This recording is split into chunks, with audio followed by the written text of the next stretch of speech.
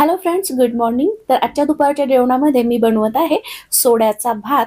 तर इथे पाहू शकता तुम्ही सोडे आहेत जे मी भिजवून स्वच्छ धुवून ठेवलेले आहेत. इथे आहे 1.5 वाटी बासमती तुकडा तांदूळ आणि त्याच सोबत 1 वाटी ताजे हिरवे वाटाणे आणि 2 छोटे बटाटे मी स्वच्छ धुवून घेतलेत. चला तर मग रेसिपीला सुरुवात करूयात. सुरुवातीला या हंडीमध्ये मी 4 ते 5 चमचे इतकं तेल टाकलेलं आहे. तेल गरम झाल्यानंतर 2 उभे चिरलेले कांदे मी याच्यामध्ये टाकलेले आहेत आणि कांदे फ्राय करून घ्यायचे आपल्याला 3 ते 4 मिनिट. कांदे फ्राय झाल्यानंतर त्याच्यामध्ये सोडे टाकून घ्यायचे आहेत आणि कांद्यांसोबतच सोड्यांना सुद्धा 3 ते 4 मिनिट लो गॅस फ्लेमवर आपल्याला मस्त फ्राय करून घ्यायचं आहे, म्हणजे सोड्याचा कच्चेपणा निघून जातो आणि आपल्या भाताला ओशाळ वास येत नाही. तर याच्यामध्ये मी आता पाव चमचा मीठ टाकलेलं आहे आणि पाव चमचा हळद आणि थोडंसं हिंग टाकून सोड्यांना छान असं फ्राय करून घेते.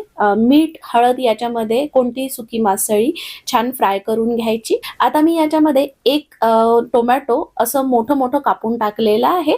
तुम्ही लहान आकारात सुद्धा कापू शकता आणि या टोमॅटोला सुद्धा आता मी छान फ्राय करून घेते. त्याच सोबत आता मी 2 चमचे कांदा लसूण मसाला टाकलेला आहे, अर्धा चमचा मिरची पावडर आणि हा आहे बिर्याणी मसाला 1 चमचा.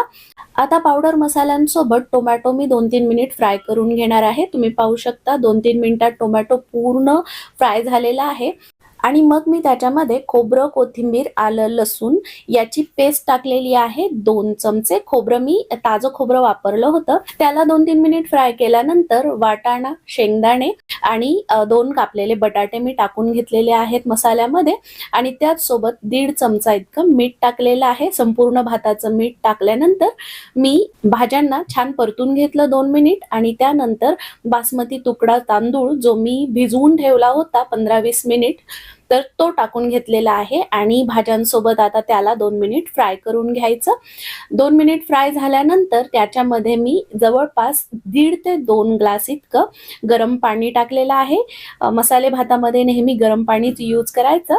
तुम्ही पाहू शकता किती छान कलर आलेला आहे.